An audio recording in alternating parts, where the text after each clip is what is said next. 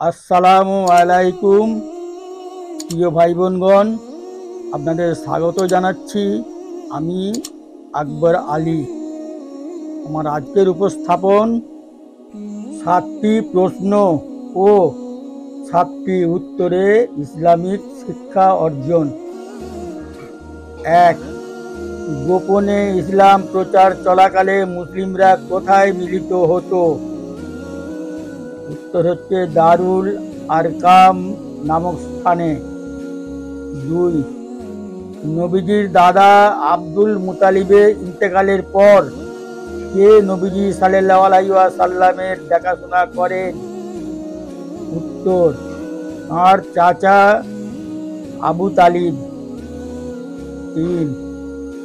উম্মুল মুমিনিন হযরত খাদিজা রাদিয়াল্লাহু তাআলা আনহার গর্ভে নবী করিম সাল্লাল্লাহু আলাইহি ওয়াসাল্লামের কতজন সন্তান জন্মলাভ করেছিলেন?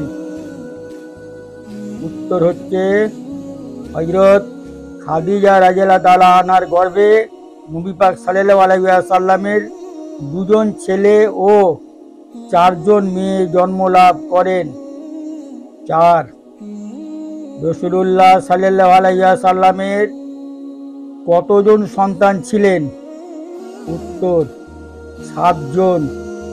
কাসেম, আব্দুল্লাহ, জায়নাব, উম্মে কুলসুম, রুকাইয়া, ফাতেমা ও ইব্রাহিম। 5. সর্বপ্রথম মুসলিমগণ কোথায় হিজরত করেন এবং কখন? উত্তর, নবুয়তের 5ম বর্ষে সর্বপ্রথম মুসলমানগণ হাবশায়, বর্তমান আফ্রিকার ইথিওপিয়া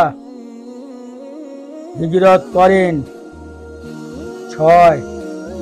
রাসূলুল্লাহ সাল্লাল্লাহু আলাইহি ওয়াসাল্লাম কোন বাহনে করে মসজিদুল হারাম থেকে মসজিদুল আকসায় পৌঁছেছিলেন? উত্তর, সর্বোচ্চ গতিশীল জান্নাতি বাহন বোরাক। 7. ফরজ সালাতের পর সবচেয়ে গুরুত্ব ও মর্যাদাপূর্ণ সালাত কোনটি? উত্তর হচ্ছে রাতের সালাত, অর্থাৎ তাহাজ্জুদের সালাত। আজ এ পর্যন্তই। আলহামদুলিল্লাহ রাব্বিল আলামিন। দেখা হচ্ছে আগামী ভিডিও ইনশাআল্লাহ তাআলা। আসসালামু আলাইকুম। আল্লাহু আকবার, আল্লাহু